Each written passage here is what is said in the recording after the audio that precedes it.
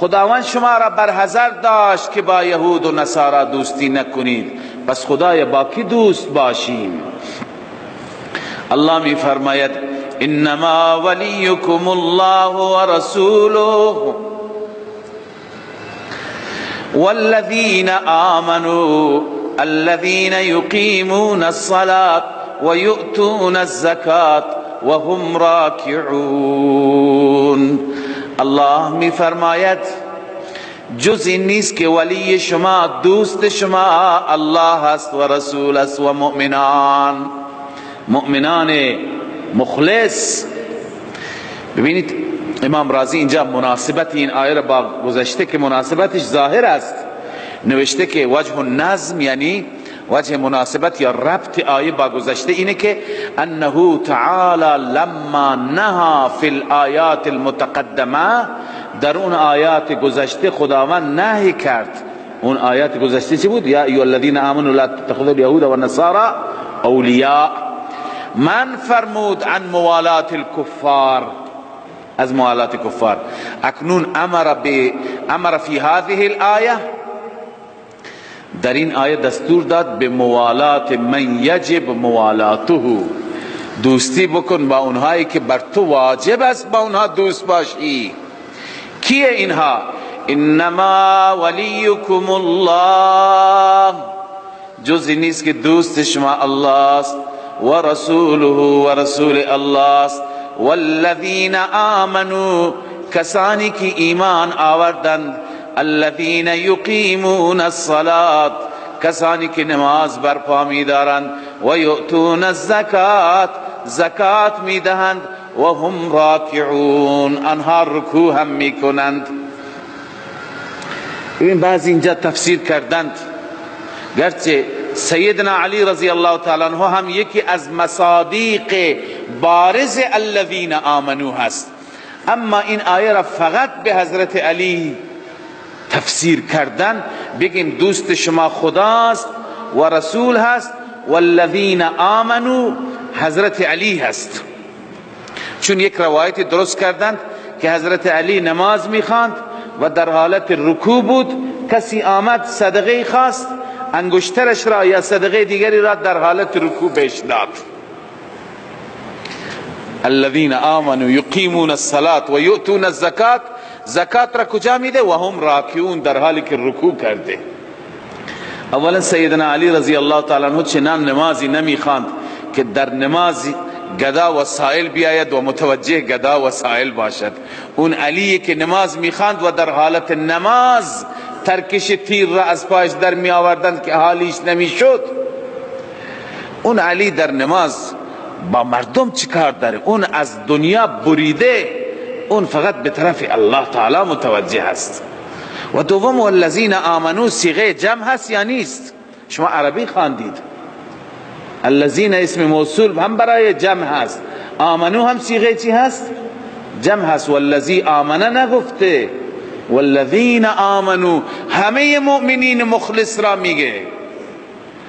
خب باز این اشکال و یؤتون الزکات و هم راکعون، در حالت رکوع زکات میده؟ نه خیر، اینجا بحث رکوع نیست. و یؤتون الزکات و هم راکعون، ببین اون یقیمون الصلاة بحث عبادت مالی هست، جانی هست، و یقیمون الصلاة بحث مالی هست، و هم راکعون مسائل اخلاقی بیان شده در اینجا، بحث رکوع نیست. همه مفسران و هم راکعون یعنی رکوع کنایه از خشوع و خضوع هست، فروتنی هست، یعنی تکبر ندارد. چنانچه علامه آلوسی نوشته و هم راکعون یعنی خاشعون متواضعون لله. راکعون یعنی که در مقابل الله خشوع داره، متواضع هست، تکبر نداره، تجبر نداره. این معنیش، نه اینکه در حالت رکوع زکات میده. لذا الله تعالی می فرماید باید اینها دوست شما باشند، الله، رسول الله و مؤمنان. صحابه ابوبکر، عمر، عثمان، علی، اینا هستن، همه را شامل میشه. ما که این تفسیر میکنیم نه اینکه علیاذ بالله بگیم حضرت علی بیرون هست، نه، یکی از اولین مصادیقش سیدنا علی رضی الله تعالی عنه است، اما نه با اون تفسیری که شما تفسیر میکنید. اکنون برکات ولایت اینها و دوستی اینها را الله میفرماید و من یتول الله و رسوله والذین آمنوا، هر کسی که دوستی کند با الله، با رسول الله، والذین آمنوا، با مؤمنان، این انسان جز حزب الهی هست، حزب الله است. حزب الله کیه؟ حزب الله کسی که با خدا دوسته، با رسول الله دوسته، با صحابه رسول الله دوسته. والذین آمنوا فإن حزب الله هم الغالبون، این جز حزب الله و به اعتبار نتیجه حزب الله چیه؟ غالب هست. یا ایها الذین آمنوا، اینجا خداوند باز هم ترک موالات را مورد تأکید قرار میده با یهود، با نصارا. یا ایها الذین آمنوا، ای مؤمنان، لا تتخذوا الذین اتخذوا دینکم، نگیرید شما کسانی را که گرفتن دین شما را هزوا و لعبا، استهزاء و مسخره و بازیچه، من الذین اوتوا الکتاب من قبلکم، از آنهایی که کتاب داده شدن قبل از شما، والکفار، کسانی که کفار هستند، شما اینها را نگیرید اولیاء. اینها را چی نگیرید؟ دوست نگیرید. اولیاء مفعول دوم لا تتخذوا هست. اینها را دوست نگیرید. واتقوا الله، نسخه عمل، بترسید از الله در رابطه با دوستی با کفار. ان کنتم مؤمنین، مقتضی ایمان.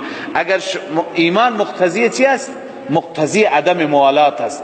اگر ایمان دارید با کفار دوست نباشید. چرا؟ این علت اول بود که اتخذوا دینکم هزوا و لعبا. علت دوم، و اذا نادیتم الى الصلاة اتخذوها، هرگاه شما ندا میکنید به سوی نماز، اتخذوها، نماز را مسخره میکنند، هزوا و لعبا، استهزاء و بازیچه. علت استهزاء چیه؟ الله می فرماید ذالک بانهم قوم لا یعقلون، این به سبب این هست که اینها قومی هستند که عقل ندارند، دین را درک نمی کنند.